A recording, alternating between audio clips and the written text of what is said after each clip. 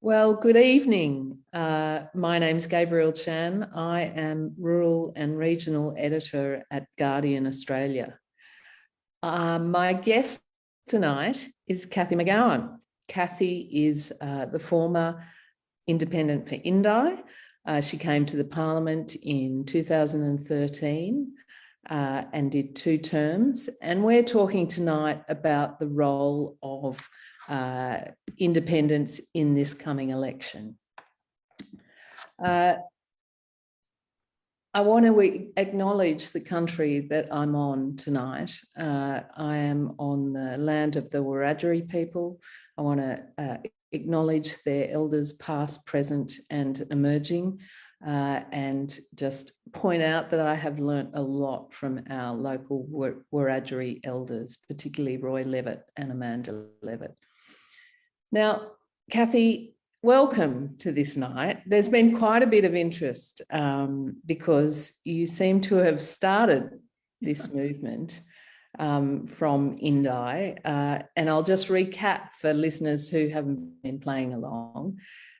Indi was a safe seat held by Sophie Mirabella, and a group of people in that community got together, firstly, to just talk about priorities and what was happening on the political agenda. And then through a series of kitchen table conversations, as they have been known, they're almost like trademarked now, aren't they?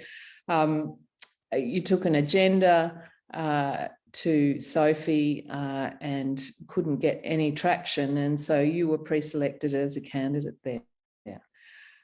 And that model has really been exported from Indi, from this very country seat. I think from memory, it's 28,000 square kilometres. It's a big seat to get across.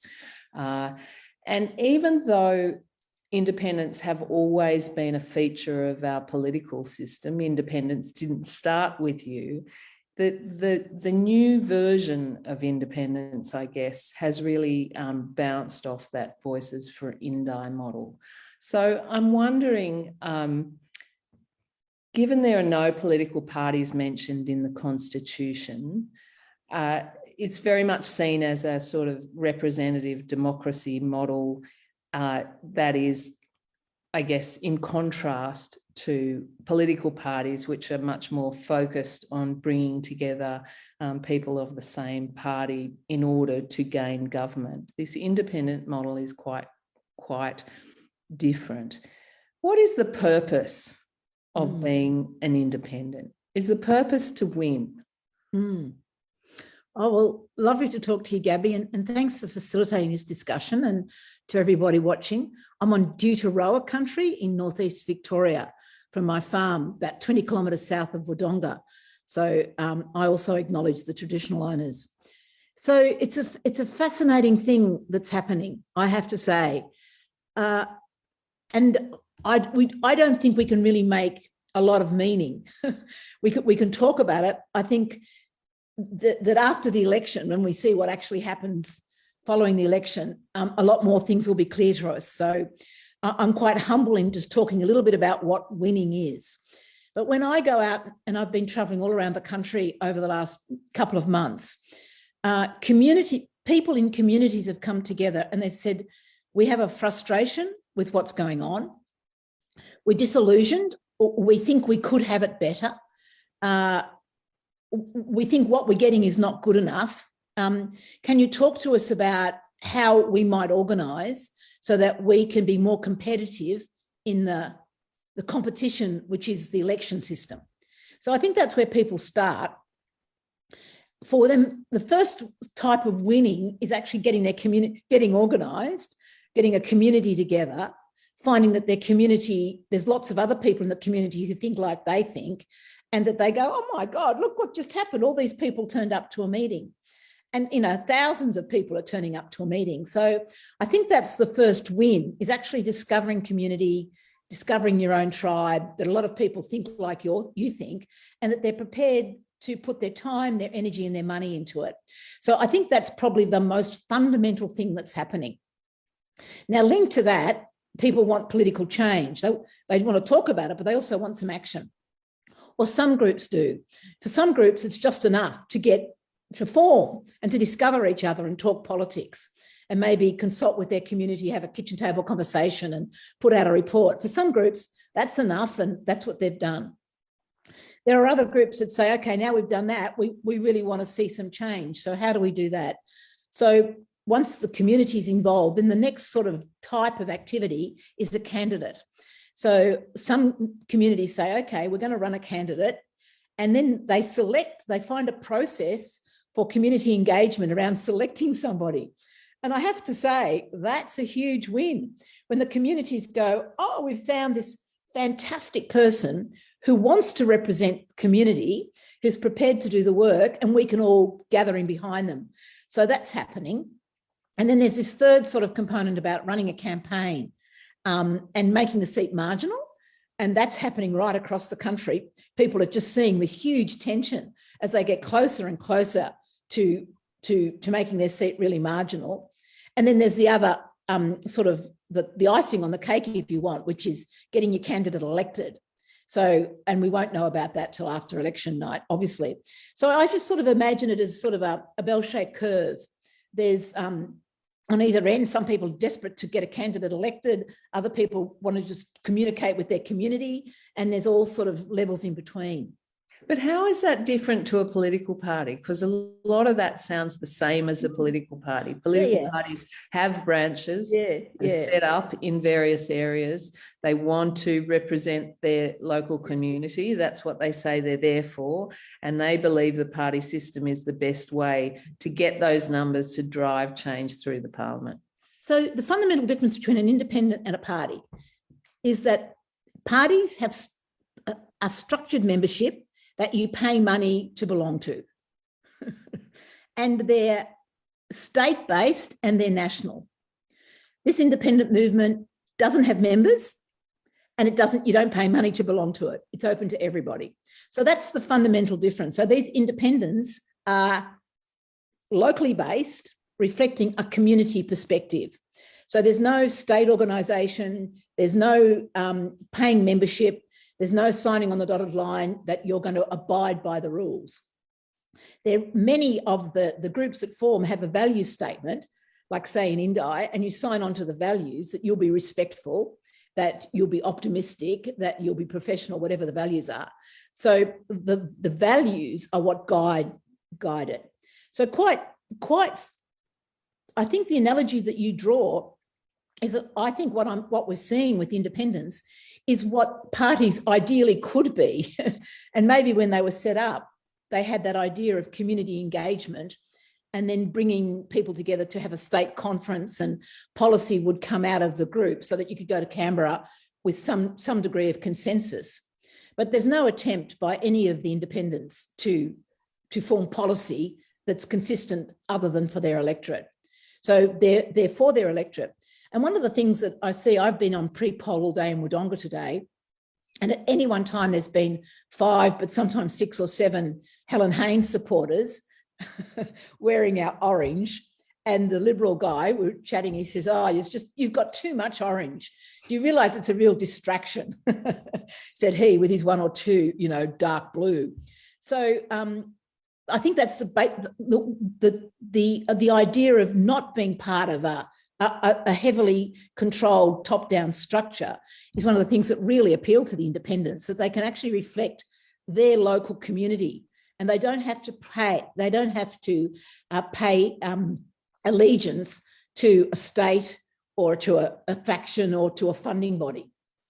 So on the trajectory from left to right, which we know is disrupting anyway, you say that people come together to create change. Does that mean that independents of the type that we're seeing that are following Voices models or similar are necessarily progressive because they want change? Conservatives want to, conserve. Where do you see them in the spectrum? Look, I think it's really hard to generalise, impossible. But there is a sense that what they're currently getting from the coalition is not working, and it's coalition in government. And so consequently, it is happening a lot in safe government seats, because that's where the reaction is. People want their government to be better. So I don't think you could say there's a political agenda other than they want their government to be better. And when you unpick that a bit, the things that you hear about are the sports rorts, that you've lost trust in government, that if you're a safe seat, you never get anything. So in some areas, people are talking about the ICAC and the climate change, but not all. And people are saying, well, they shouldn't be politicised. Climate and ICAC are not left and right issues. You know, they're governance issues. So I'm not really seeing left and right in all of this. I'm seeing a sense of enormous disappointment that the government is not delivering for us. And then depending where you are in the country, the examples people give change. But the sense that the governance of the country is not working, I think, is what brings people together rather than the particular political positions, which are more left and right. So can you tell us exactly what your role is now? Are you involved in any of the campaigns, or are you travelling around talking to people? What exactly are you doing? So just a little bit of a story, Yeah. to sort of where I got to. So after I finished being a member of parliament, we hit COVID, and I was home on my farm, you know, quite happy, but not busy. And I had people said, look, you ought to write a book, you ought to write a book. So I thought, okay, get the book written. So in 2020, I focused on and got the book, Cathy Goes to Canberra. And I thought, okay, that was a really good COVID project. It's done. Now I can move on to other things. The book went out and the phone started ringing, like not unexpectedly, I suppose. And people saying, oh, we've read your book. What did you do? How did you do it? You know, but it was all still COVID time. And I was having lots of phone calls, which I didn't like very much because they take up a lot of time. So I got in touch with some of my friends, some of the Voices for Indi people, and said, hey, Voices for Indi, you guys in 2014 and 2018, we did an Indi Shares. So this was a weekend publicly available to anybody. Come and learn about what Indi did. So I said to the Voices Indi, would you guys, there's a demand out there, would you do another Indi Shares? And I said, oh no, Cathy, we're really focusing on Helen Haynes, getting her elected. We just haven't got the capacity to do it. But if you want to do it, why don't you go and do it? I said, oh, okay. So 3 of us got together and we formed a group called the Community Independence Project. And at the end of February 2021, we organised a convention, and the convention was called Getting Elected. And I thought we'd get about 50 people there because that's what I thought the interest was around Australia. And we put the word out. We got 300, 300 plus. And I think from about 80 different electorates. And we went, oh my God, holy moly, what's going on here? Because the interest was profound. It wasn't superficial. And that convention went for the weekend, started Friday night, did all Saturday with workshops and all by Zoom and guest speakers on Sunday. And at any one time, there was no less than 200 people. Like, it was phenomenal on a whole lot of ways. So after that, so the answer to your question, what's my role, is I'm actively working with community independent projects with Alana Johnson and Jill Briggs and Tina Jackson, who's involved in the Warringah campaign. And we've been running Zooms all through last year and early this year on topics, on getting organised, on whatever people told us was of interest. So those Zooms, but they were mostly about networking. They were not, they were very, I don't think they were ever policy Zooms. They were more like, well, how do you get organised, ideas for candidates, ideas for using social media, maybe campaigning. So they were more functional about community engagement and organising community than they were about policy or politics. So my role at the moment is I'm still actively engaged in the Community Independence Project. And under that hat, I've been supporting and continue to support community independence. Now, the difference is that in that bell-shaped curve, I call community independence those who come from a base with community support. So some form of community organisation, some form of engagement with their community, kitchen table conversation, something that actually reflects their community. Now, there's also a whole lot of standalone independents operating in this election. So they don't come under my umbrella. I basically focus, or community independence does, with community independents who want to actually represent their community. So that's what I do. And I have to say, I don't do policy. I don't even do politics. I really do how to organise your community, What does it mean to be a candidate? How do you engage with your community? That sort of work. So are you connected at all with the Climate 200 group? Because this group has changed things again. You know, Zali Steggall was elected, I think, 2019. And so she was essentially the Voices for model moving into Warringah to that seat, knocking off Tony Abbott, former Prime Minister. But then this election, we're seeing this proliferation. And the thing that supercharged that in a way is campaign funding from the Climate 200 group. So how do you fit with them? Are you involved? Have you been talking to them? So I sort of imagine it like all this work with community independence is there's a huge number of intersecting circles, like Venn diagrams. And Climate 200 is one of those circles, and they're putting money in. But there's a huge number of other groups all operating in this space, like community independence, the individual electorate groups. You know, some of them connected up, others aren't. And then there's a whole lot of other national bodies that connect in different ways, shapes or form. So I see the Climate 200 as one of those.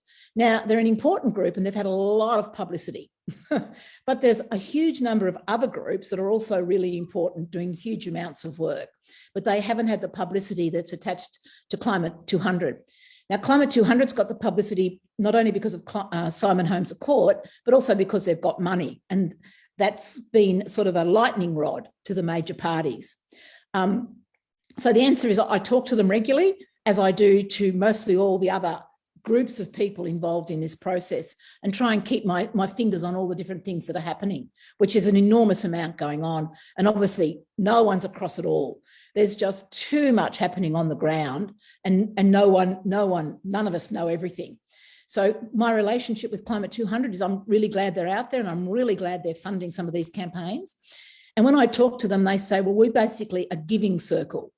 You know, people give us money and we get rid of it, which is great. So some campaigns are using that, some aren't, some getting a lot of money, some are getting a little bit of money. So there's all sorts of ways. Again, you can't generalize about it. The mainstream media has tried to call them Climate 200 candidates, which I think is a bit odd, because some are getting money, some aren't getting money. Some are getting a huge amount of money, some are getting a little bit of money, some are getting, I don't know, what else. And then also they talk about the teals. Now, to my knowledge, there's at least 23 community independents running of the model I'm talking about. And there might be 5 or 6 of these standalone independents as well. And the teals are a particular type. So the teals, in my understanding, are Melbourne, Sydney, Perth, South Australia, the leafy suburbs or the Bayside suburbs. And they're not all teal, some of them are pink, but it's sort of a characterisation, and they're very high profile. They're in the media a lot, the people know their candidates, and they're probably getting a lot of money from Climate 200 because they're expensive campaigns. So that's just the teal, but it's only a percentage. And it's another one of those Venn diagram circles. It's only a percentage of all the stuff that's happening around the country. So Climate 200, how is that different to, say, I don't know, the coal or gas lobby kicking in? You know, it's obviously a climate-driven exercise. Yeah. And while I've written a lot about climate change and the need for strategic policy on climate, how do you differentiate it in people's heads? Look, I'm not the one. I can't talk to you about how all that happens. I mean, does it make it easier, or does Climate 200, noting that, Bridget McKenzie, the National Party frontbencher, said today, referred to some of the independents as Simon Holmes à Court's groupies. Does it make it easier or harder for those independents, particularly if they've come through the community and done that? Yeah. So here's what I think, and I don't know the answer to it. So we'll see what the results look like. But because these 23 community independents are so incredibly entrenched in their communities. So for example, I know in Melbourne, there's Monique Ryan. She's got at least 2,000 volunteers. Last weekend, they had 400 people outdoor knocking. Like, these are huge numbers.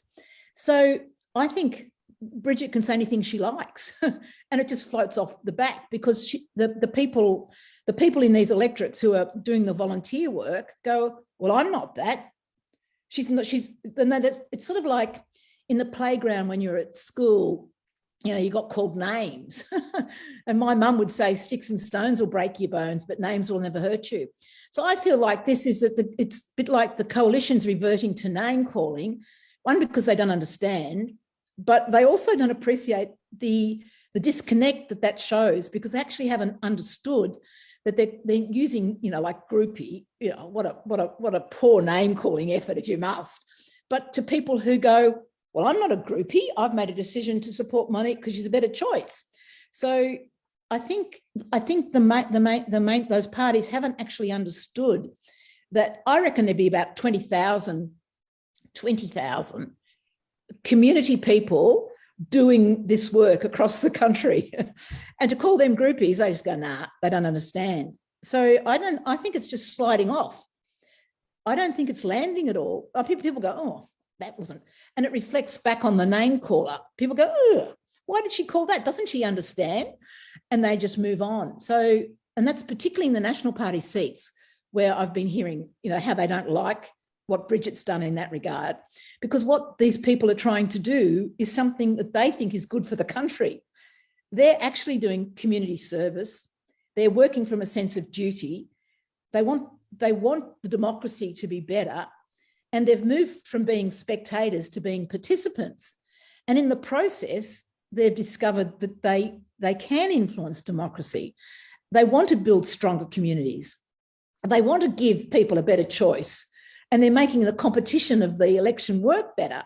So they actually think they're doing a good thing. And to have their government say, oh, you're naughty, is like, really? Oh, I don't think so. So I think it's having exactly the opposite effect that they would intend. Yeah. From memory, you had quite a high-profile National Party supporter. Yeah, Ken Jasper. Yeah. How does the Venn diagrams go when it comes to National Party voters or Liberal Party voters over the top of community independence? Oh, that's a great question, Gabby, because there's also the shooters and fishers. They've got a Venn diagram as well. So shooters and fishers, Nats, and then there's the Pauline Hanson group and the Clive group, but I'm not quite sure what's happening there.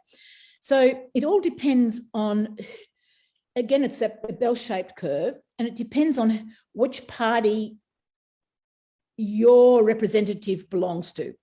So I've been working in some of the New South Wales parties, let's say Calare, New South Wales, Calare. Calare is based around Bathurst and Orange. Now, they've got a National Party member. Andrew G, yes. And there's a huge number of people there who would prefer to vote Liberal. They just don't like the Nat. They think he doesn't do a good job. He doesn't represent small business. He's not strong on a whole lot of things that they think are important. So they would really like to have a Liberal. So some of them are actually going to vote for the independent, Kate Hawke, so that she becomes the member. And then at the next election, they hopefully will get a Liberal member. So that's their circle. So there's a large number of Liberal Party people, traditional Liberals, supporting Kate Hawke because they really don't like being represented by a National. That's interesting because the last electorate to be counted, I think from memory at the 2019 election was Mallee. Yeah. Mallee had a three-cornered contest after the retirement of Andrew Broad, and that Liberal candidate there, I think he didn't live in the electorate and he only came in twice, but he got quite a significant primary vote just because people wanted to vote Liberal. And of course, they also had three independents, a couple of them quite high profile. So the votes strayed all over the place. But it goes to a question that Susie Ireland's asked, and that is, with time, do committed national voters become happier with having independent representatives, or do people bounce? I think the question is about whether there's this linear change or whether people will swing back and forth. She says she's in Townsville and some of the city shares MP with the Whitsundays, and we might always have to be LNP as a huge, because of the huge national support rurally. Yeah, look, I don't know the answer to that, and I don't think we've been doing it long enough. But as I say, in Indi, there's no straight line. What's happening in Indi is that there's a not everybody votes for Helen Haines. Clearly, there's still a strong Liberal vote here. But what Helen's been able to do is say and demonstrate that she's a better representative as an independent than the parties were, so that the community not only gets better representation, which is what they really want, but they like her more. She turns up, she gets there early, she stays late, she listens, she does stuff. So they're really happy with that model of representation. Now, until such time as the incumbent is not as good as the other being offered, you'll probably get an independent. But as soon as they fall off their perch and are not as hardworking, or they take it for granted, I'm sure that the competition in the system will kick in again. And you might just get a very strong Liberal come into Indi who is locally based, locally owned, does all the work, and prevents a better choice than what the independent is. So I think it's a very fluid situation, and I don't think there's anything set in stone. But I think what's really happening is that the quality of the representation is in question, and people are looking for better representation. And at the moment, with all these community independents, they're offering better representation than what the coalition government is giving people. How does this split, or rather, is it a split on ambition? So I live in an area that I've got Michael McCormack at a federal level, and I used to have at a state level a guy called Albie Schultz, right? Albie Schultz's big selling point was always that he was not interested in becoming a minister. He wasn't interested in becoming Prime Minister. He was just interested in being a local member. He was a Liberal member.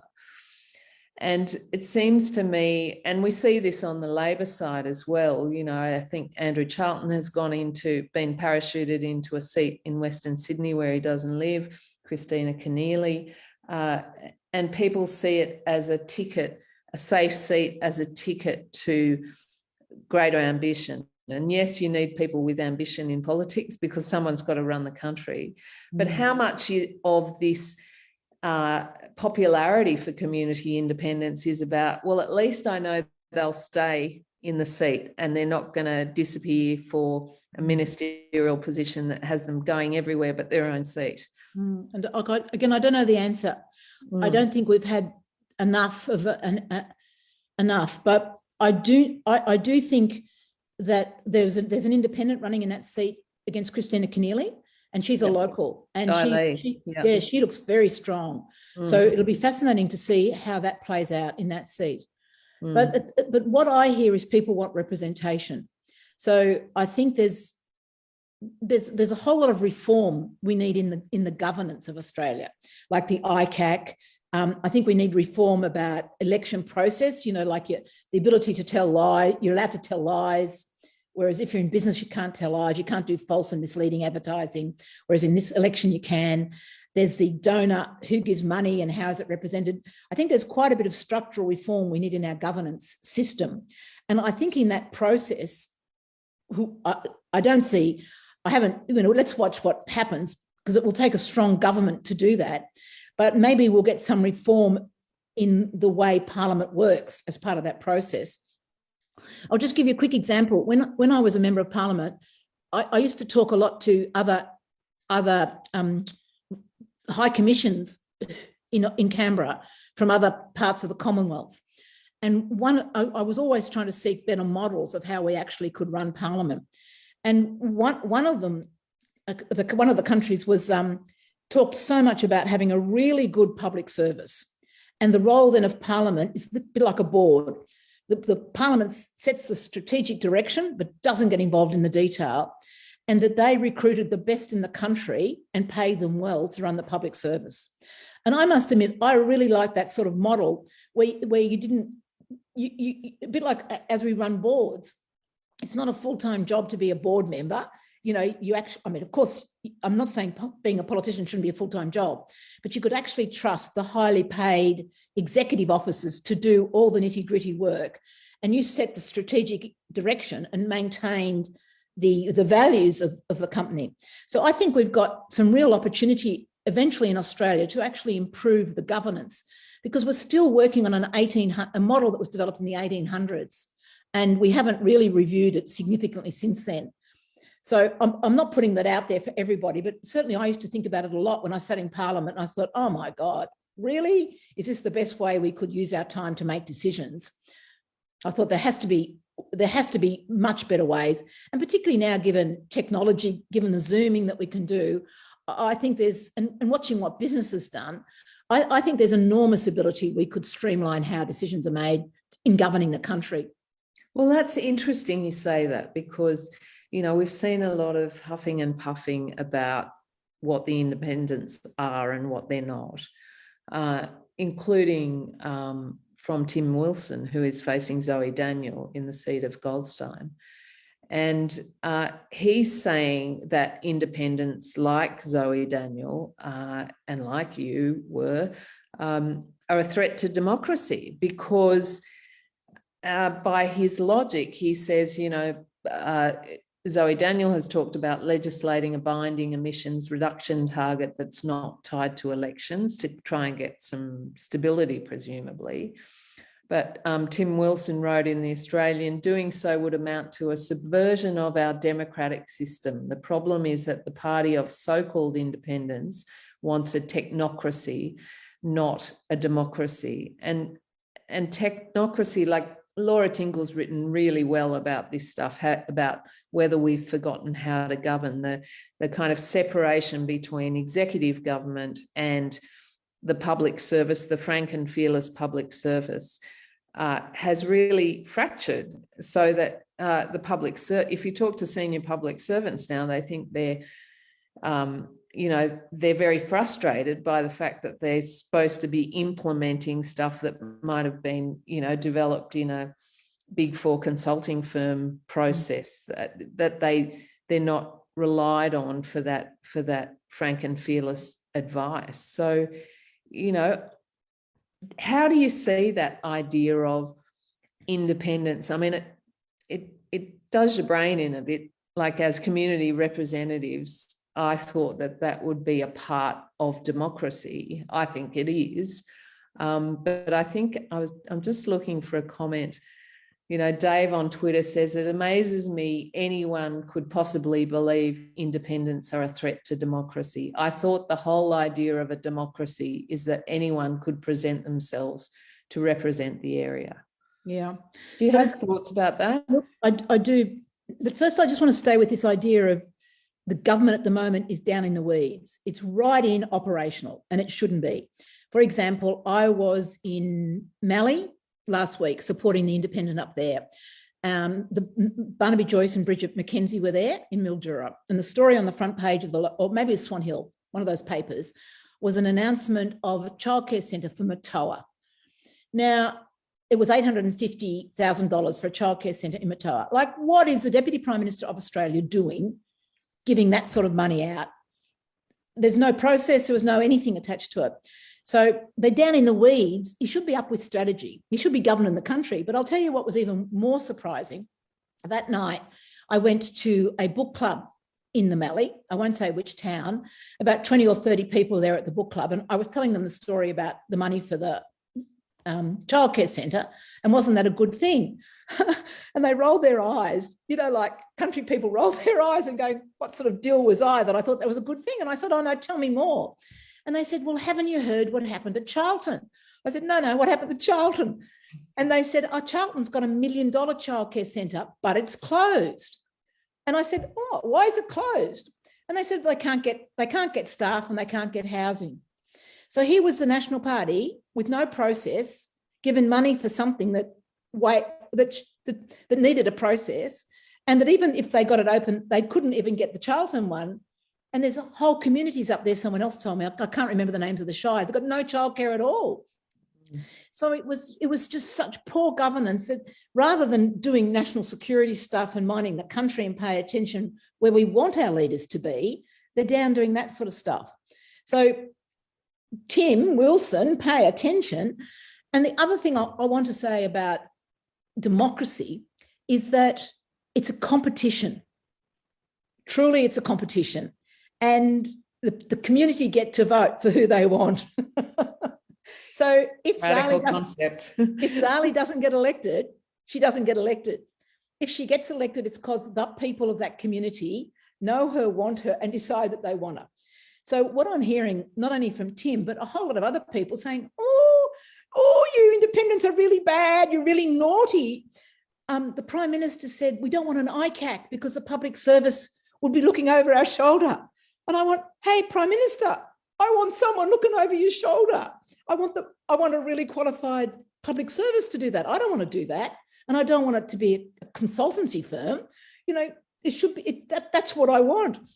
So I think that's the disjoint that's happening, is that the current government sees itself as getting all our taxpayer money down in the weeds, spending it wherever they want to protect their power.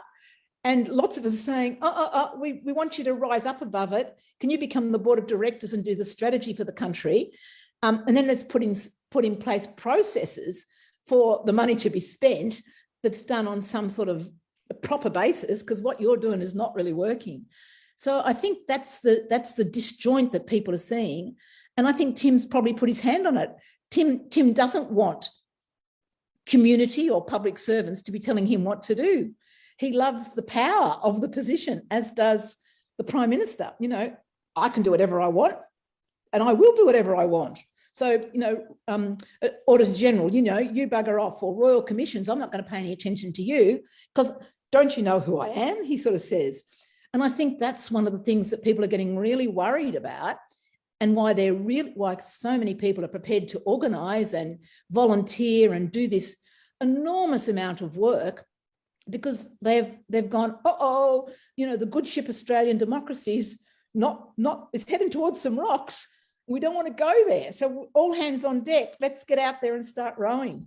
Yeah. But just one more question on this. All MPs, independent MPs included, will go out after a budget or something and say, I've got this for you. You know, this is what my fighting has done to get you this mobile phone coverage, or this is what the leverage has done that I bring to the Parliament. So how do you reconcile that with, you know, technocrats deciding on everything? Well, I actually don't know the answer to that, but I do know it happens, and I don't think it's good. And it's got to do with, people would always say to me, Cathy, if you're going to be there and you get this balance of power, what will you deliver for the community? And I say, stop, I'm not going to do any deals. I'm not going to sell my vote to get something for my community. I'm just not doing it. And I did see it happen. The very specific example that seared into my brain was when Scott Morrison became Prime Minister, Malcolm Turnbull lost his job. There was one vote down. So the first person Scott Morrison rang was Bob Katter. They had a meeting and Bob said, yep, if you give us the money for this dam, you've got my vote. So for the next 6 months, Bob voted with the government on every single issue to get that dam. And I thought, oh, Bob, how could you possibly do that? How could you sell your vote? So it was never something that I was going to do. But at the same time, not everything's bad. Like, the system still basically works. So I was able to get things for my community through the normal channels of government. So, for example, mobile phone towers. There was $20 million allocated to a fund for a mobile phone tower. There was rules, there was criteria, you had to demonstrate need, you had to talk to Telstra, you had to actually do stuff. So we put together a plan for Indi, for mobile phone towers. We worked through the channels. It had nothing to do with favouritism. It had nothing to do with being an independent or a marginal seat. And over a period of time, we got 50 mobile phone towers, some of them funded by the Victorian government. But it was good governance that got it there. We got all the local governments together. We got everyone talking. We ground truthed it. We made really good cases for it. And everyone was very happy that the money came to Indi because we had the need and we demonstrated it. So it's absolutely possible to get things for your community without corrupting the system. And that's what I think should happen. And working through the departments in their normal way, rather than having to lobby a minister, is the model that I like. And this sort of coming into the minister and saying, oh, I'm a special case. And I'll just finish on this thing about special cases. So I finished up being a member of parliament in 2019, and there was a National Party member of parliament. We were sitting down, a group of us, just talking about the election coming up. And the National Party said, nah, you don't get any money at all out of this government unless you're under 5%.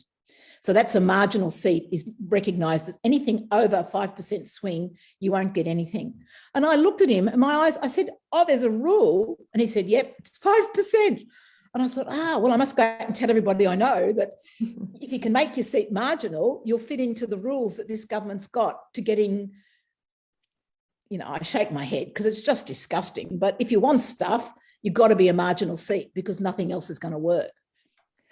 Okay, Dan Buster of Preston asked what your view on Nichols was with the retirement of Damien Drum there. There's been quite a bit on Nichols, including in The Guardian. I went down there with Mike Bowers. Very interesting seat, 20% margin, Liberals, Nationals. It's a high-profile independent running. What have you got any line of sight on that seat? Look, I have to. Yep, I've been supporting Rob Priestley, so there's a bias there. But I also need to say that Sharman Stone used to be the members for that area, and she was a Liberal, and she was a fantastic member of Parliament. I thought she stood up to Tony Abbott around the closure of SPC, and she was a vibrant, opinionated community representative, and people loved her. Now, when she stood down, there was a fight between the Libs and the Nats, and Damien Drum won that fight. So then he's the Nat. But in that seat at the moment, you've got at the state level, most of the seat is in the seat of Shepparton, and it's got an independent member of parliament, Susanna Sheed. And Susanna Sheed is that whole thing of stuff or cargo. Like, I think she's brought $1 billion of money into that electorate. So there's a groundswell that they know what it means to have an independent member of parliament at the state level. And I think given some of the water issues and the changes that are happening in agriculture, there's a real vibe that they could actually have better representation if they had an independent against the two main parties. But look, it's a really hard gig for Rob to win that, because the how to vote cards for the Nats preference the Libs, and the how to vote cards for the Libs preference the Nats. So Rob's got to split that apart, get enough votes in his own right, and then he's got to get enough preferences. And it's a really big ask.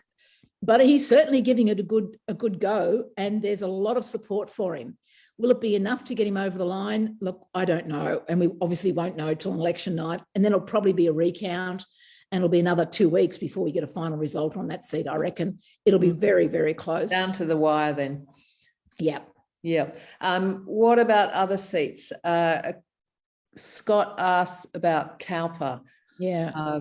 You said you were involved in that campaign. Can you offer any insight there? Yeah. So when I say involved, it's like I go up and run a workshop for the volunteers on active listening. So I'm not really, deep into the campaign, and nothing to do with the politics. It's more about, if you want to represent the community, you've got to listen to your community. So here's some techniques for doing it. And I was up there at Port Macquarie and Coffs Harbour with Kerry O'Brien, and we did a session on democracy, and there were 200 people turned up to that session, and it was incredibly vibrant. So the thing I know about Cowper, it's a National Party seat. At the last election, Rob Oakeshott ran as an independent, and he absolutely got hammered by the Nats. They gave him such a hard time. They ran such a personalised campaign against him. But despite that, he got 23% of the vote. So I think that vote will hold, that 23% will still be there. So the independent candidate, Kaz Haynes, needs another 9,000 votes to be competitive. And what I've been seeing, there's been floods up there. There's been quite a bit of demographic movement of population. So again, I think that's another seat that's going to come in really close. And I know, Gabriel, watching you on Insiders yesterday, you talked about Groom. Groom is in Toowoomba. Now, Susie Holt up there needs a 20% swing. Can she deliver on that? Like that's going to be huge if she is able to do that. But again, it's one of those seats that they've got a right-wing conservative, unpopular, a Liberal NLP member, and very few of the Liberal people in Toowoomba like him. They want a solid Liberal who's actually gets regional development, who's a cosmopolitan person. So there's been I think there's quite a swing of the more Liberal people that they want something better. And they see that in Susie Holt. They don't see it in Garth Hamilton. So I'll watch that one really closely as well. Okay, so what about other seats? Do you want to just go through what you think is likely to happen, or the ones you think are worth watching? Yeah, so the Teals, so the city ones, I think Goldstein and Kooyong in Melbourne. In Sydney, I think, Wentworth, McKellar, North Sydney, those three. And then and in Western Australia, Curtin, where Kate Chaney's running. So I think that's really important. And then I'd say Cowper and Nichols. So they're the safe seats where community independents are running. They're not the marginal seats where Labor and Liberal are having their fight. But there's a couple of others. So they're the ones that I'm thinking are really close. Now, there's some others that, whoever knows, if people hold their tongue the right way and the preferences flow. There's Clare, which I was talking before about Kate Hook. There's Casey. Casey is the Yarra Valley around Melbourne. It's a bit like, it's the same as Nichols. It used to be Tony Smith's seat. He was a Liberal. He stepped down. It's got Liberal, Labor, not Nat, I don't think, and an independent running there. So Casey will be interesting, and that'll be interesting as well. And then the other one I've been watching is, it's called Page. Page is right up on the north of New South Wales, up where the Northern Rivers are. It's, Lismore and Grafton. Yeah. And the woman there, her name is Hannah Beth Luke, and she's got a PhD in soil science. She lectures at Lismore University. She's incredibly competent agriculturalist, believes in regen agriculture and whatever. So, and she's running a campaign on a shoestring. Like she's had $50,000, I think, and she initially got some money from Climate 200 to make a video, but basically she's been fundraising. But instead of fundraising for her, she's been running around the electorate fundraising for the victims of the floods. Her campaign office got flooded out. Most of her campaign team got flooded out. So she's coming from a very different place to many others, but she's speaking the language of the community. And I think, again, I'd keep an eye on Paige, Hannah Beth Luke, because the sense that the government has abandoned them, left them to their own, is just incredibly strong. And the impact of climate change and the lack of action on climate change and how it's hitting those Northern Rivers seats, you can just feel it in the air when you're up there. So I think Paige, it will be interesting. Again, it's not what you'd call an obvious one, but the feeling in the community of being let down, the government doesn't care, and it's up to us sort of thing. But again, can they get 30,000, 32,000 votes? It's a big ask. It's interesting, that seat, because it's Kevin Hogan's seat, who's a Nat, but who, he sits on the crossbench, but he votes with the government now. I think he's sat on the crossbench since Malcolm Turnbull lost the leadership. But the Nats at least tell me that he's got quite a strong primary vote there. Yeah, he certainly has, yeah. So I'm sort of skeptical that you can go through such a awful natural disaster there without people rethinking. But then there's some other commentary around from people who follow climate that says, where the disaster happens, people don't tend to change their vote. They're just dealing with all of the stuff that they're trying to do, like get their houses back and all of that. So I think that'll be a really interesting seat. While we were talking on, threats to democracy and huffing and puffing in the media, does the hollowing out of local media, regional media, make a difference to these campaigns? Like, how do you campaign in 2022? Obviously, we've got social media, but those old traditional rural and regional papers, many of them have closed down in the pandemic, or they just have a digital presence. How does that equation change for community independence? So before I was talking about this project, the Community Independence Project and the Zooms, and I said we rarely did policy, but that was one topic we did do a Zoom on. And we had Malcolm Turnbull, Kevin Rudd, and they were interviewed by Kerry O'Brien, talking about the future of media in Australia.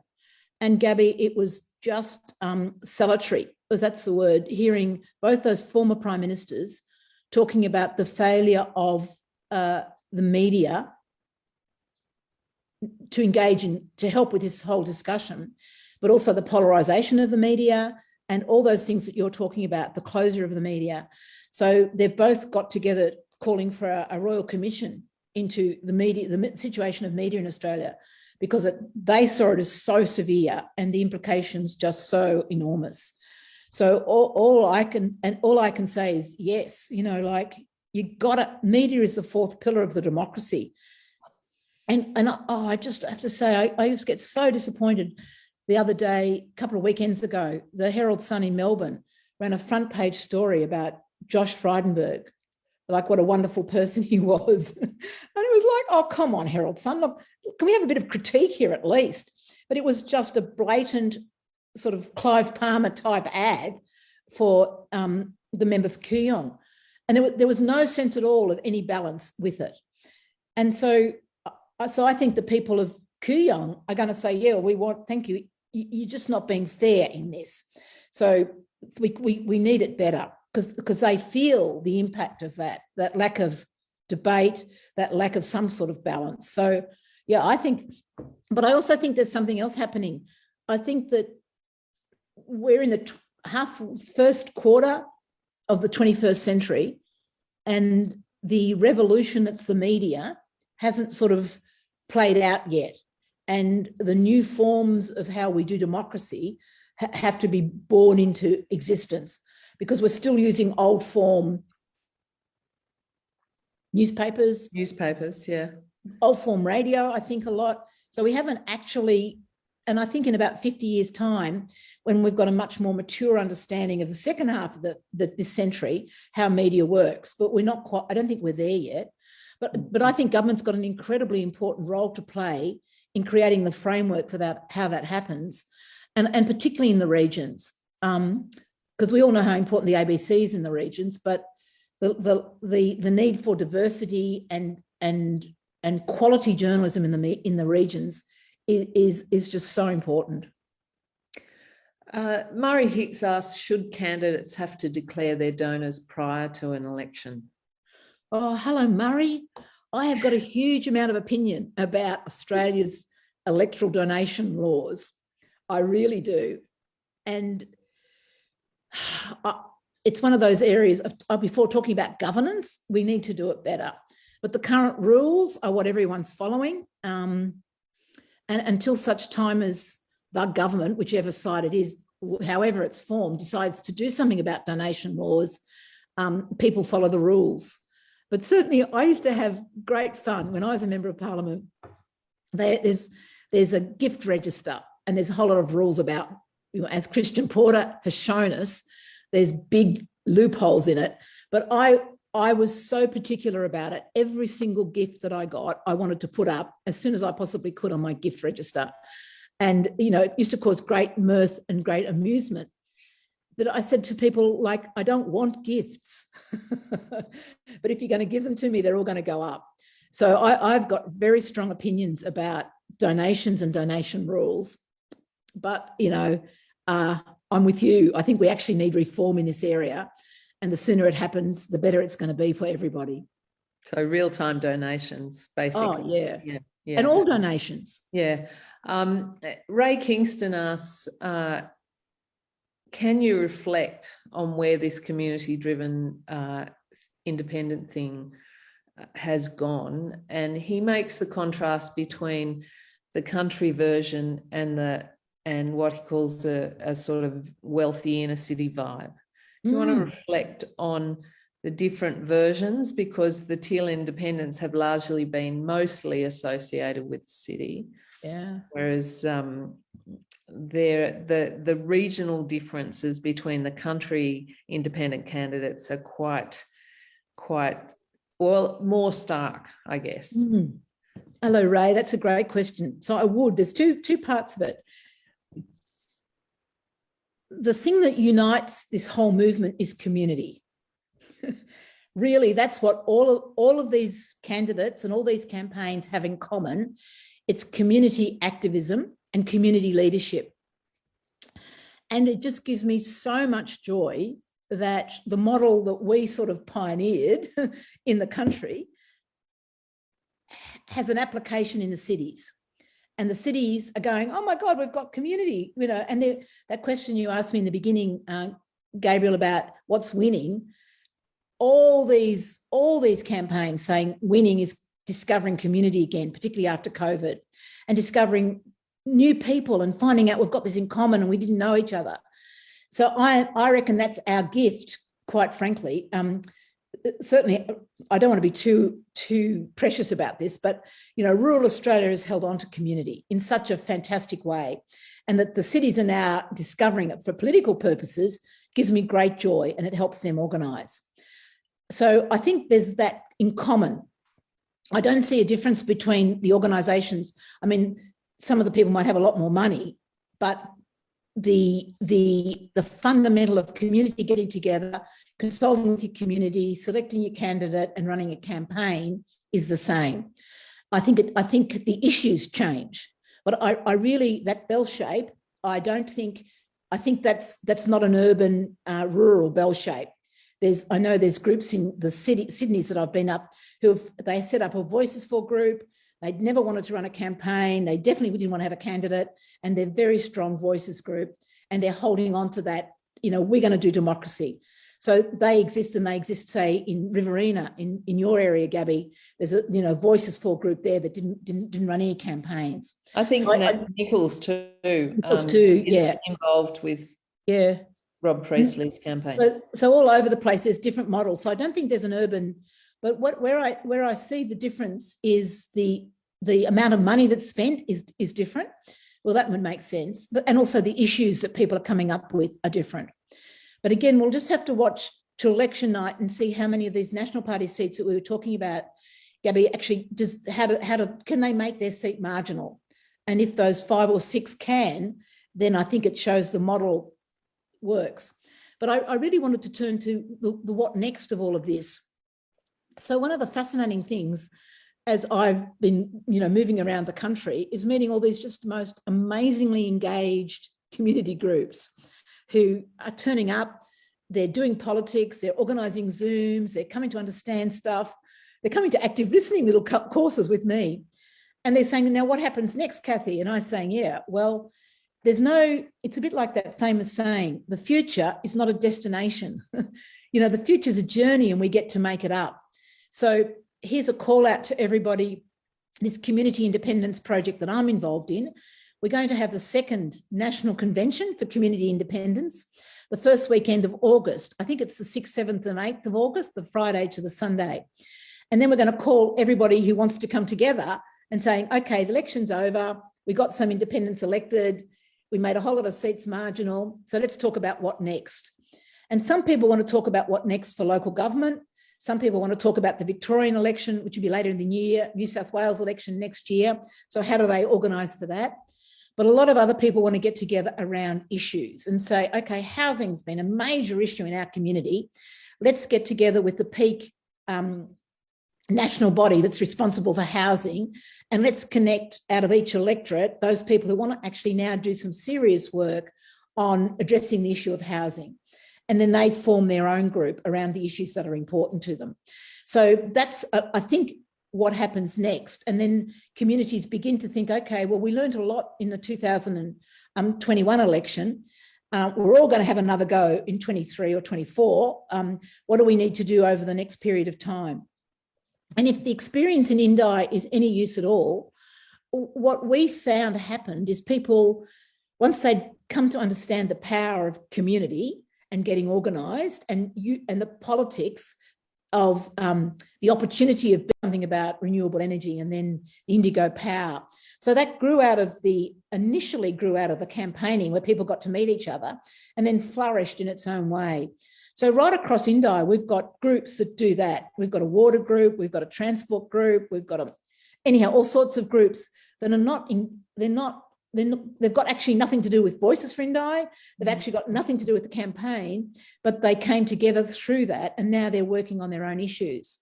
So I get a sense that there could be enormous possibility in Australia if we could bring together the urban, particularly around issues, the urban money and influence and connection, and with the rural knowledge and connection and expertise that we've got. And if we could work with some of the peak bodies who often run off and do their own thing, if we could sort of help them engage with us as grassroots people and then do the political work, I think we could do some really good work, and people working in their areas of interest, of course. Yeah, I think you've answered Ikram's question too, which is about why participatory democracy is not more widespread. But just one more question, if we could. We're running 2 minutes over time, so just make it brief. I want to touch down at Indi again, where we started. How is Helen Haynes's campaign going there? Because there's a Liberal candidate and National Party candidate. And from what I hear, they're giving it everything they've got. There's resources going into those campaigns. Helen's on a very slim margin. I think it's 1.4% from memory. How is that campaign going? And another question was, is the Voices model maintaining momentum in that electorate? So just first off, look, there's a lot in that. Yeah, so I'll start off with how I've been on the pre-polling in Wodonga all day today, and chatting to the Liberals who complain they've had no money and no resources, and everyone leaves them alone. Like, I don't know if that's true or not, but they're complaining. It's hard to know how Helen's going. There was a good vibe to me first day. It's hard to know, and I think all that. And Clive Palmer, he was going to put the incumbents Liberals last. He's preferenced Liberals second. I think he'll get, who knows how those preferences will work. So I think it will be close. I'm optimistic that Helen will get through because she's done such a good job, and she's a popular member of Parliament, and she's turned up and she's represented people. So she's done the work. So I think she'll get elected. But the question about the Voices for model, it ticks away in the background in Indi. So it exists. It minds its own business mostly. It came into the fore when I said I wasn't going to run again. It got itself organised, did a pre-selection process, got Helen, picked Helen, and then just sort of went on it. So it's certainly ticking away in the distance. And there are members of Voices for Indi who are doing all this outreach, a lot of the outreach work, helping other groups get set up. Like there's a whole team of them that answer the phones, go and visit, just do enormous amount of community work, helping other groups do the first stage of the community work. You've got to get a group, you've got to go and talk to your community, and you've got to make sure there's enough interest because you can't run a campaign unless you've got that. So all that sort of work is going on. But at the moment, so ticking along, minding its own business, doing a good job. But at the moment, everybody's engaged in the actual campaign. And I asked the guy, the volunteer coordinator last night, there's 1,700 active volunteers, and they're all out on pre-poll this week. And there was six of us in Wodonga all day today, and there'll be another 6 tomorrow. So, yeah, the support's huge and the vibe is good. It's going to rain on Thursday and it's going to pour on Friday. So we all might be feeling a bit sort of bedazzled after that. Yeah. Did you ever think in your wildest dreams that this would spread out the way it has? No. No. Pinch. Yeah. But isn't it? I do. And I was just saying today, someone asked me at the on the poll, talking a little bit about it. And I said, we were just so lucky in a way that I won, because it was only by 439 votes. Like, we could have gone the other way. So that was good. And then we had time we gave birth to the baby, and then we had time to grow it. So by the time it got to teenager, when Helen took over, it had enough oomph. And now it's had all these little babies. So all around the country, people are, doing their own thing with the idea.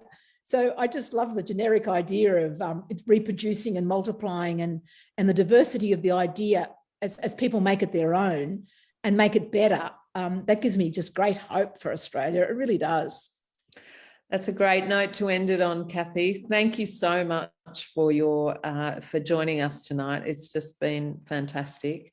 And thanks to the audience for all your clever questions. I've really, really enjoyed it. So thank you very much.